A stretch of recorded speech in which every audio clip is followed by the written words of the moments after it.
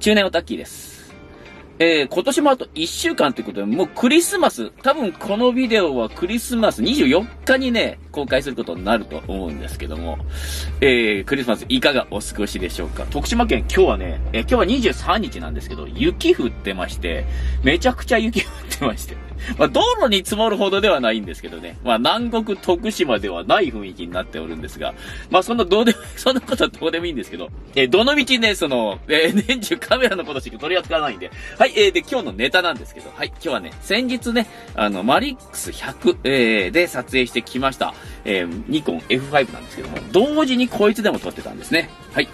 こちらソニーのね、アルファ7、初代アルファ7ですね、デジタルカメラになります。フルサイズデジタルのね、まあ、先駆けというカメラになるんですけども、こちらを取り比べしてきました。まあ、デジタルとフィルムということなんですけども、どんな差が出るのかなと。で、一応ね、こちら、アルファ7はね、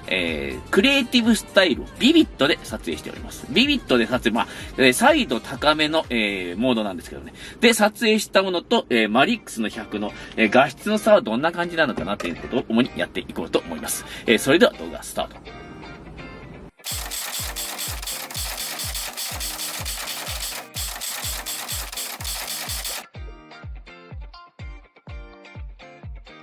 はい、今回使用したね、ニコン F5 と、まあ、ソニーの α7 なんですけども、ニコン F5 の方はね、もう僕のチャンネルを見てる方に、まあ、説明は不要と思いますけどもね、ニコンのフラッグシップカメラとなっておりまして、まあ、性能はとにかく最高、オートフォーカスもビンビンに速いしね、RGB 対応の露出系を搭載しておりまして、被写体の色が見えるんで、何も考えずにオートで撮ってもそこそこの写真が撮れるとい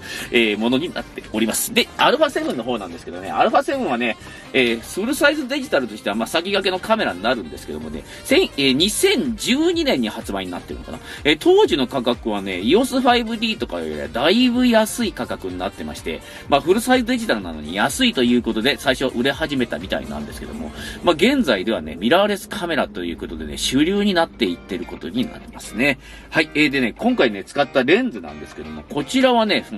キットレンズになりますね。FE2870 F3.5 から 5.6 OSS ということで、もう完全の巻き絵レンズになります。で、ニコンの F5 の方は、トキナーの ATX Pro。2870F2.8 という、まあ、第三元レンズになりますね。一応第三元レンズですけど、トキナーということで、ちょっと癖があるレンズになり、ボケとかに癖があるレンズになりますが、まあ、写りは良好だと思います。で、比較していくことになるんですけどもね、フルサイズデジタルとね、フィルムカメラということなんですけど、フィルムカメラはね、もうハーフ版でない限りは必ずフルサイズなんでね、まあ、比較できるのかなっていう感じでね、今回やってみたと。まあ、余興も兼ねてるわけなんですけどね。で、とりあえずね、アルファ7のね、どんな写真が撮れたのかっていうのをね、画質がね、どんな感じなのか、紹介していこうと思います。ビビットで撮ってるんでね、かなり派手な発色になっておりますが、まあ、その辺を加味しながらご覧くださいませ。ここからはアルファ7の作例です。はい、作例ですがね、さすがデジタルということでね、非常にすっきりとした印象の画質になっております。ご覧のようにね、空の青はもうめちゃくちゃに青いです。この日こんなに青くなかったです。肉眼で見るよりはるかに青いです。解像度もね、まあバリバリになっておりまして、このアルファ7はね、2670万画素だったかな。大した解像度ではないんですが、もうバリバリに改造しておりまして、解像感はね、最初から高めてあると思いますね。ご覧のようにね、赤の色も非常に伸びておりまして、まあ派手な発色になっておりますね。光が強い場面でも特に問題ないということで、内面反射とかもあんまりないのかなと思いますが、まあ空が入っている画面はね、本当にね、真っ青が、非常に伸びております。これ、PL フィルターとかなくても全然大丈夫そうなぐらい青く伸びてますね。うん、まあ、現在デジタルで撮ってる人はね、もう PL フィルターってあんまり使わないと思うんですけども、まあ、ローで撮ってね、画質を調整したり、このようにビビットで撮ったりするともう必要ないといえば必要ないんですね。まあこちらはね、ちょっと露出がオーバー気味だったのかなという感じもしますが、まあこちらは普通な発色になっておりますね。最後の写真は比較的普通の色になっております。はい、もっとね、なんですか、バリバリにわざとらしい絵が出るかなと思ったんですが、初代 α7 はね、そこまで解像感は高めてない感じがしなくもないですね。まあ、この動画を見ておられる、方はね、多分ね、そんな、これ解像大したことねえって思うかもしれないんですけど、これハイビジョンなんで、おたっきの動画 4K ではないんでね、ハイビジョンなんで200万画素ぐらいしか実はないんですね。まあ、それでもね、最初から解像感が高い画質の写真はね、解像感高く出ることは出るんですけども、所詮は200万画素という感じなんですけどね。で、ここからはね、フィルムとね、デジタルを比較する形になっていきます。1枚目が、フィルムマリックス100ね。このフィルムで撮った作例、ニコン F5 で撮った作例。で、2枚目の方がね、ソニー α7 で撮った作例になります。まあ、どんな差が出るのかってね、もう明確にね、サイドの差は出てきます。もう当然ですけどね、ビビットで撮っているんでね、サイドを比較するんだったらね、まあ、ベルビアで撮れよって話なんですけど、まあ、今回はマリックスさんのフィルムがどんな感じなのかっていうね、企画になっておりますので、まあ、そこはちょっと置いとこうという感じで、ここからはね、デジタルと、フィルムの作例の比較になってまいります。で、1枚目がフィルム、2枚目がデジタルということになります。ここからは作例になってまいります。はい、作例ですけどね、1枚目がフィルムということで、このフィルムね、ちょっと緑がかるシーンが多いですね。2枚目デジタルということで、はっきり、わかると思います。で、こちらのね、こちらの青の方がね、当日の青に、近いと思いますね。さすがにデジタルのビビットはね、青が青すぎると。で、こういうね、そんなに、青とか赤がない写真はね、ほら、あんまり差がないんですよね。で、まあ、デジタルのそのビビットというのはね、その原色とかそういうね、派手な色をより派手に映すという、ことになると思いますね。これはね、富士フィルムのベルビア50、ベルビア100とかも同じような特性になっておりますね。これのね、この写真もね、ピンクの部分だけ異常にね、派手になって他はっていう感じですよね。で、こちらの写真なんですけどもね、空が入っておりますので、ご覧のようにもう青ががぜん伸びまして、デジタルの方が青々としておりますが、この写真を見ればわかりますが、実はそんなに差はないんだな。よくわかりますよね。青と赤が、異常に伸びてるのがデジタルの、ビビットということになりますね。こちらの写真ちょっとオーバーだったのかなって思いましたが、この写真もそんなに差が出ない感じになりました。青が入ってもちょっとオーバーだったら自然になっちゃうのかなと。まあ、こんな感じになっていくんですけどね。皆さんはどう思われましたかね。まあ、デジタルで、その画質をいじれば、より派手なね、サイドが高い写真になるんですけども、それをやりたいんだったら、最初からフィルムで撮って取り込んだ後に加工するっていう手もなくはないんですね。デジタル的に加工するという、サイドを上げる、赤みを出す、青みを出すということでね、サイドアップ、フォトショップとかね、簡単にできると思うんですけどもね、別にフィルムで撮っても、デジタルで撮ってもそこは変わりがないということになっていきますが、マリックスさんの場合はね、今回、現像普通にね、北村さんの現像で C41 現像。で、おたきが通常使っているエプソンの GTX900 で、まあ普通にね、全自動で、全自動っていうか、まあ一応プロフェッショナルモードなんですけども、おたきはどのみち色が見えないんで、色は調整ね、デフォルトのね、色で出しています。まあデフォルトの色でこんだけちょっとね、黄緑かぶりがね、多かったような、気もするんですけどもね、フィルムとしてはね、満足な画質になっていくと思います。で、解像度の方もね、デジタルの α7 とね、そんなに遜色はないということになっていくんですけども、ここはね、最新のデジタルと比べると、やっぱり解像感はやや抑えられてるのかな、α7 って感じですね。現行のね、最新機種とか見ると、もうキャノンもニコンも、ソニーも富士もね、みんなバリバリの解像感出してるんですね。ペンタックスのね、画質はね、あんまり見たことがないんで、実はわからないんですけども、ペンタックスもね、最近の流行りに乗って、やはり解像感上げてると思いますね。あんまり解像感が高い写真はね、ちょっと気持ち悪いんでね、最新機種を使いの方はね、ちょっと解像感をね、設定で下げるという使い方をしてもいいんじゃないかなと思いますが、フィルムで撮った写真が自然に見えるっていうのは解像感がほどほどに抑えられているという、ことなんだと思いますね。まあ、このぐらいのね、2012年発売のソニー α7 ぐらいだったらまだマシだったのかなーって感じがしますね。自然になっておりますね。で、まあ当然なんですけど、いつも言っておりますようにね、フィルムの写真は残ります。スリーブとしても残りますし、同時プリントしたプリントとしても残ります。デジタルの写真はね、プリントしないっていう人がすごく多いので、まあそもそもデータとして残していくと。で、そのデータが壊れたらもうなくなってしまうということを考えれば、やはりやはりね、フィルムで撮ることは非常に重要だと思います。大事な場面ね、特に年末年始とかね、イベントがありますし、まあそういう時はね、ぜひね、マリックスさんのフィルムね、購入してね、撮ってみてはいかがでしょうか。まだ売ってるんじゃないかなと思いますけど、富士とかね、コダックのフィルムはどうやらもうね、春ぐらいまで入らないっていうね、噂を聞いてきましたんで、しばらくはマリックスさんの独壇場になるような気もしますが、果たしてマリックスさんね、供給が追いつくかなっていう。もうあったように売り切れるんじゃないかなと思いますけど、次々とね、追加注文はされておるみたいですが、マリックスさんのね、活躍には期待したいと思います。マリックスさんのね、フィルムをね、購入されたい方は、この動画の説明欄の方にもリンクを貼ってありますし、メルカリでも販売してあります。この動画の説明欄の方は、マリックスさんのサイトに直で繋がりますが、メルカリの方はね、メルカリで支払い、メルペイとかその他でもね、支払いができるので便利なものになっておりますので、まあ好きな方をね、使えばいいと思いますね。今日の動画はね、こんな感じになっていきます。で、ここからはね、いつもの視聴者様の作品投稿のコーナーになってまいります。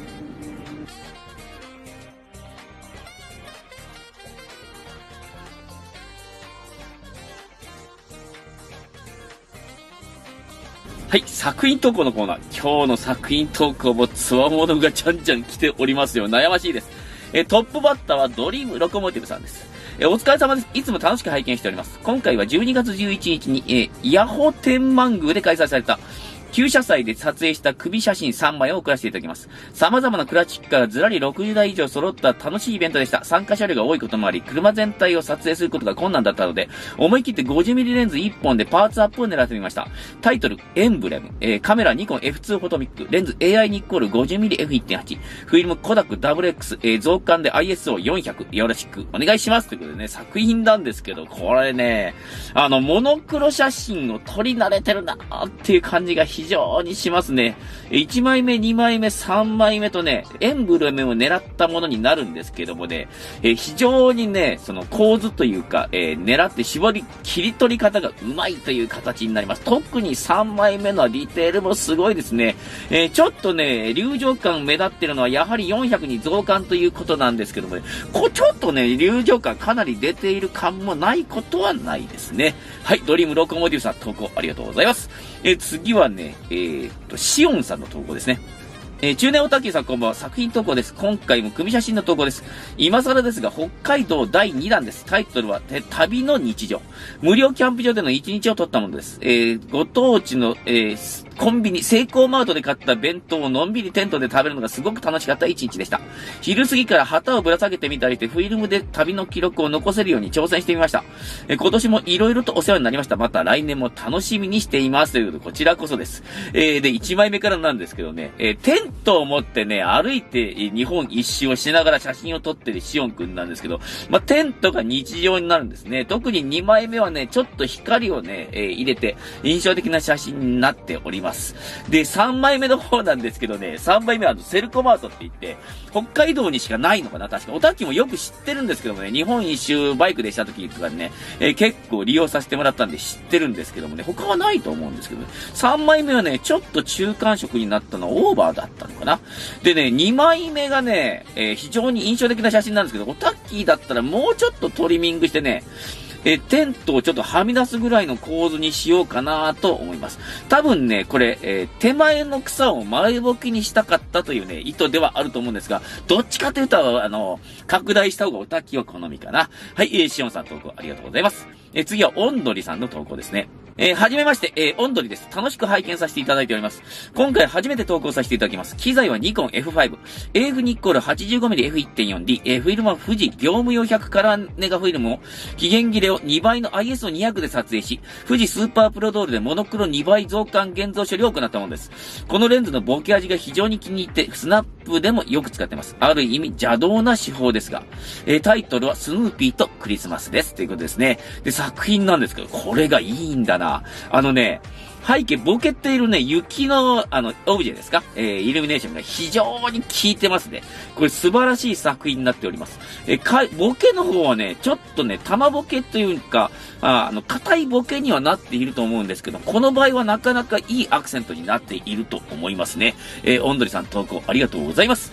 次は、秋潤さんの投稿ですね。中年おたきさんはこんばんは。ご無沙汰していますが、いつも楽しく視聴させていただいております。左目が不自由になったり、コロナになったり、悶々としていたら、雪が降るのと撮影がしんどいので、過去写真、組で、見てください。カメラはコニッカ C35MFD、ジャスピンスーパーかな。レンズはヘキサノン、38mmF2.8。写真はサンフランシスコの路面バスです。1枚目は市内からの始発、2枚目は終点フィッシャーマンズからの帰り、3枚目はフィッシャーマンズから市内に向かう途中に見えたアルカトラス。この時はキャノンのキッズも持っていきましたが、バケーションカメラか、は手軽に持ち出せ、ヘキサノンはずーっと使って信頼していましたので、良い写真撮りました。ちなみに写真を Google フォトスキャンのアプリでトリミングなしで載せてます。ということですね。作品なんですけど、1枚目から1枚目がなかなかいいんですね。これね、シャドウ部にね、露出が合っているんですけどね、フィルムのね、ラジチュードの広さからね、印象的な写真になっておりますね。これいい作品だと思います。2枚目はね、人がたくさん並んでいる写真なんですけど、こちらはハイライト側に合っているようでシャドウになっておりますがね、04年10月13日、これ令和の方かな、令和4年の方かな。で、アルカトラスっていうね、島なんですけどね、これ、もともとは刑務所があった島になるんでしょうけど、よく見えておりますね。おたっきは外国に行ったことがありませんがね、まあ非常にね、羨ましいと思いますが、いい作品になっておりますね。ヘキサノンレンズ、さすがの写りになっていると思います。ところで左目が不自由になってるっていうのはね、病気でね、大変、一応ね、おたっきもね、左目がね、失明しかけたことはあるんですけど、今は治ってるんですけどもね、どうやらね、おたっきがアドバイスできる病気ではないということで、残念ということなんですけどね、まあ、頑張ってね、気軽に治すというしかありませんということなんですけど、頑張ってね、治療に、勤しんでくださいませ。はい、秋潤さん投稿ありがとうございます。次は北野隆さんの投稿です。こんばんは、北野隆です。2枚投稿します。タイトル1枚目は雲、カメラオリンパストリップ35、フィルムは富士フィルムスーパー400期限切れ。帯広市にある森の山という展望台にて撮影。大きい雲が印象的で下から撮影。2枚目は釧路の夕日。カメラペンタックス KX デジタル。レンズは忘れてしまいましたということですね。SMC ペンタックス M28mmF3.5 もしくはペンタリケノン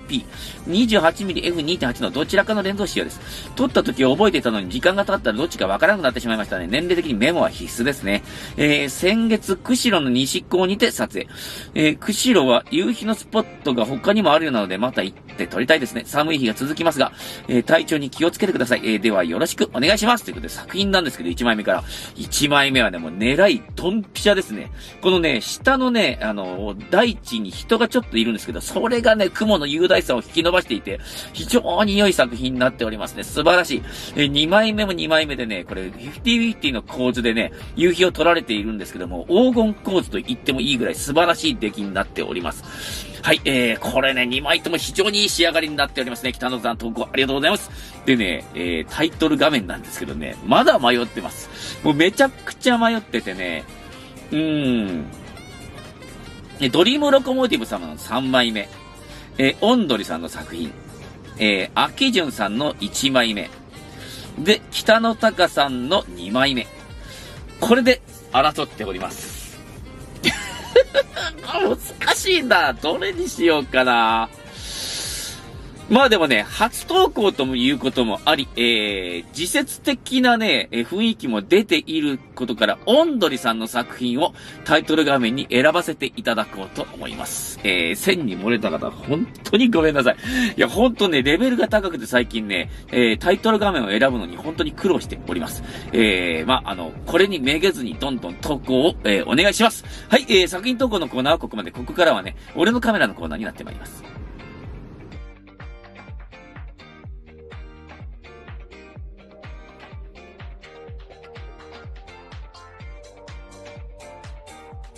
はい、俺のカメラのコーナー。今日の俺のカメラは、今井さんの、投稿ですね。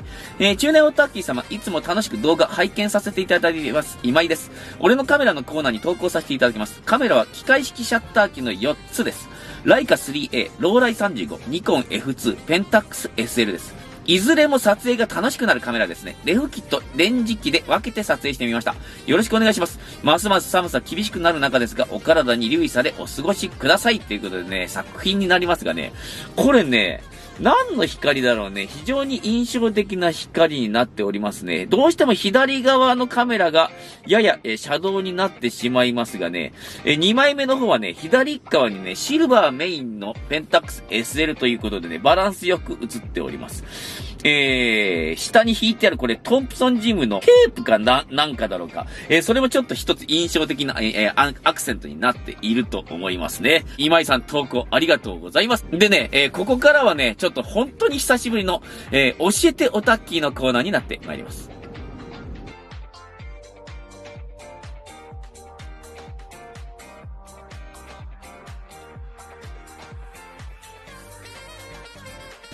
はい、教えてオタッキーのコーナー。今日はね、秋潤さんの教えてオタッキーですね。教えてオタッキー、久々に来ましたね、この神コーナー。ニコン F 購入後、非 AI レンズを購入。家族にはバジ騒音の嵐。しかしボディにレンズをはめれない。このボディにこのレンズでいいのかな？あと、このフォトミック F にレンズをはめるコツを教えてください。ググっても FT コアあるので F ってないのです。ニコンの壁は高いということなんですけど。ファインダーを外してもはまりませんということなんですよね。これなんだろうね。特にね、この角度からはわからないんですけども、ニコン F でレンズがはまらないという症状を体験された方、コメントいただけたらと思います。ちょっと難しいですが、現物を見ないとね、ちょっと何とも言えないんですけども、オタッキーに現物を送るぐらいだったらカメラ屋さんに持って行った方がいいかなとは思うんですよね。送料がかかってしまうので、そんなわけでね、ちょっとね、誰かに見せるって、相談してもらうとか、まあ、一番簡単なのがね、F マウントの他のレンズを持ってきてはめてみるっていうのが一番簡単な方法だと思います。このレンズが原因なのか、それともマウントが原因なのかっていう切り分けをとりあえずやってみて、他のレンズもはまらないようであれば、まあ、ボディが原因だということになってきますんでね。秋潤さんご検討をお祈りします。そんなわけで今日の動画は終わっていきます。いかがだったでしょうか。もうね、クリスマスということで、今年もあと1週間になってきたんですけどもね、次の動画は一応こいつの動画になると思います。はい。ペンタックス MX にね、マリックスの400というフィルムを詰めまして、50mm F1.4 ね、ペンタックス M50mm F1.4 を付けまして、ちょっと撮ってきました。で、ショッピングモールとかね、夜景とかをね、主に撮影しています。まあ、どんな感じの雰囲気で、撮れるのかなと、マリックスの400でね、インドア、および夜をね、中心に撮ってきて、どんな感じの仕上がりになるのかっていうのも注目していただければと思いますね。はい、そんな感じで次の動画をお待ちください。最後までご視聴いただきありがとうございました。高評価、コメントの方、どしどしお願いします。高評価はね、いつも言っておりますが、今すぐポチッとということで。で、コメントの方はね、たくさんコメントいただいた方が動画がシェアされやすくなっておりますので、何か感じたこととかね、ありましたらコメントお願いします。質問とかでもね、よろしいので、コメントをじゃんじゃん、いただけたらと思いますね。チャンネル登録ですがね、もうちょっとで6000名に到達、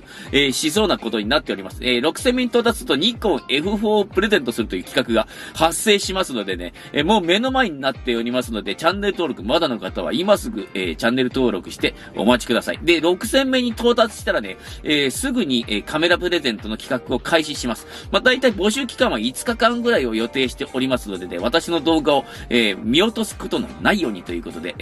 チャンネル登録と通知もオンで、ぜひお願いします。はい、今日の動画はここまで、最後までご視聴いただき本当にありがとうございます。また次の動画でお会いいたしましょう。それでは皆様ごきげんよう。さよなら。